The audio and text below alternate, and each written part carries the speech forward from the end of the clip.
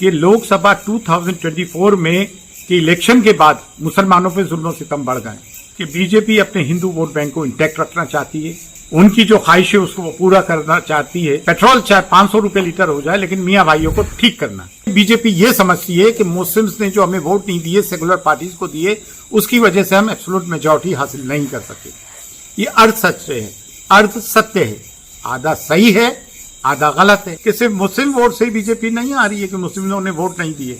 कि जो सेकुलर देश की परंपरा में, सेकुलरिज्म में, यहाँ की गंगा जमनी तहजीब में, यहाँ की डाइवर्सिटी में यकीन रखते हैं और उनको ये महसूस हुआ कि देश में बेरोजगारी हुई है, महंगाई बढ़ी है, उन्होंने भी वोट नहीं दिया। जो नॉन बीजेपी पॉलिटिकल पार्टीज हैं, उनके लीडरान मुस्लिम लफ्ज का, मुसलमानों का नाम लेते हुए खौफ जताए। अब हमारी बेचारी वो मोहब्बत की दुकान राहुल गांधी दूर दूर तक कहीं नजर नहीं आ रहा है।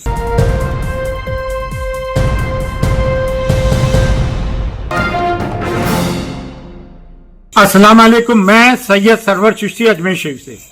आज मैं मुसलमानों से दो अहम बातें करना चाहता हूं।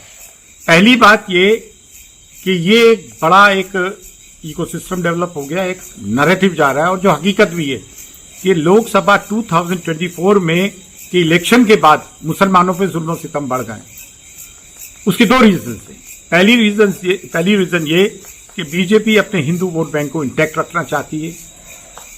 उनकी जो ख्वाहिश है उसको वो पूरा करना चाहती है कि पेट्रोल चाहे 500 रुपए लीटर हो जाए, लेकिन मियाँ भाइयों को ठीक करना।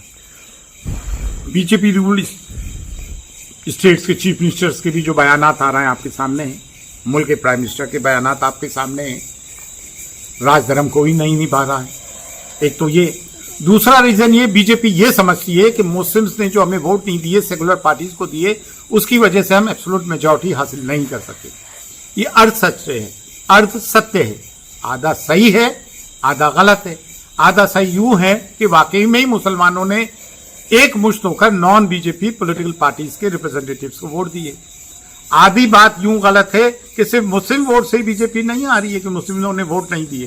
कि जो सेकुलर देश की परंपरा में, सेकुलरिज्म में, यहाँ की गंगा जमनी तहजीब में, यहाँ की डाइवर्सिटी में यकीन रखते हैं और उनको ये महसूस हुआ कि देश में बेरोजगारी हुई है, महंगाई बढ़ी है, उन्होंने भी वोट नहीं दिया। तो ये दो रीजंस है जिसकी वजह से ये चीजें हो रही हैं।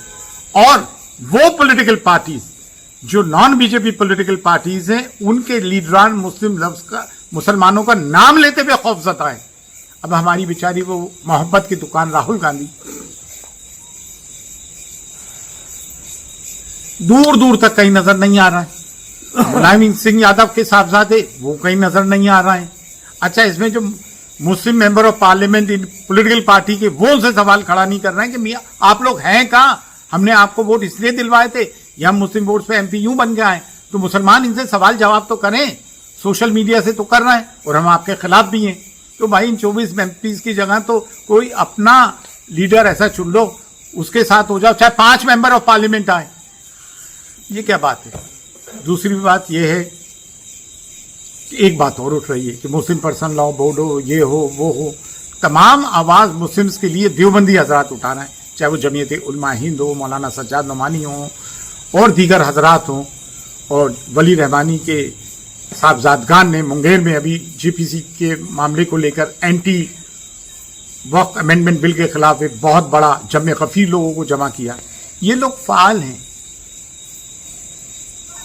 प्रोएक्टिव हैं, सोशल एक्टिविस्ट हैं, आवाज उठाते हैं। अब बरेलवी और हजरात और दरगाही हजरात, हम लोग जो तकरीबन हम अकीदा हैं, कुछ फरोई मामलात को छोड़कर अब इनकी आवाजें उठती नहीं है। बेचारे तौकीर रजा खान साहब उठाते हैं तो उनके घर वाले साथ नहीं देते हैं। देवबंद चले तो उन पे फतवा हो गया, देवबंद गए तो वो बेचारे क्या कहते हैं, अजहरी साहब, सलमान अजहरी साहब बंदे, उनके लिए आवाज नहीं उठाते हैं।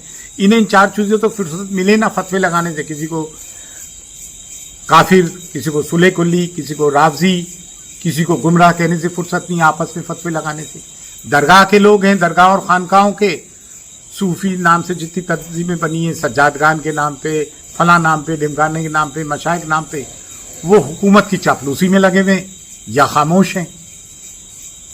हालांकि हमारा बड़ा मसक्की इख्तिलाफ है देवबंदियों से, अकायद को लेकर, लेकिन जो हक है वो तो बोलना पड़ेगा। कॉल स्पेड है स्पेड। आज मुसलमानों के लिए सदा तो यही बुलंद कर रहा है, चाहे मुसलमानों को रॉयड्स की बात, रिहेबिलिटेट करने की बात हो, जो बच्चे हमारे पकड़े गए उनको कोर्ट कचहरी से छुड़ाने की बात हो, जो जमीयत उलमाए हिंदी पेश है। हाँ, जमात इस्लामी की आवाज़ सुनाई कमी पड़ रही है, लेकिन बोलना तो पड़ेगा। ये लोग तो काम कर रहे हैं। हालांकि खाजगान चिश्त के दो दस्तूरुल अमल हैं। एक तो एक हुकूमत की मुलाजमत नहीं करोगे और हुकूमत की चापलूसी नहीं करोगे, और ये चापलूसी करते नजर आते हैं। और दूसरी ये कि कोई दारुल इफ्ता का मुफ्ती जो है चिश्ती नहीं होगा। तो ये इसलिए कि मुल्क में मसाकी इख्तलाफ पैदा ना हो, मुल्क की हमाआहंगी और डाइवर्सिटी को अगर प्रमोट किया है तो चिश्ती, सूफी और दीगर जितने भी बुजुर्गान दीन है वो किसी भी सलासिल के उन्होंने किया है। लेकिन आज दूसरी चीज़ें देखने को मिलती है। बेशक मुसलमानों के लिए हिंदुस्तान से अच्छा मुल्क नहीं, लेकिन ये रवायत बुजुर्गान दीन ने कायम की थी, सूफिया ने कायम की थी, किसी की चापलूसी के लिए नहीं। इस्लाम की एक सच्ची तस्वीर पेश की थी कि हम दूसरे मज़ाहिब के साथ भी हमाहंगी से रहना चाहते हैं। लेकिन उनके अबाब और अजदाद ने, उनके असलाफ ने जो रवायतें कायम की थी, उनके बरक्स ये लोग आज गवर्नमेंट की चापलूसी में लगे में बातिल के साथ हैं। बड़े अफसोस की बात है, ये गौर व फिक्र की बात है। गौर करें मुसलमान, फिक्र करें मुसलमान। फी अमानिल्लाह। अल्लाह।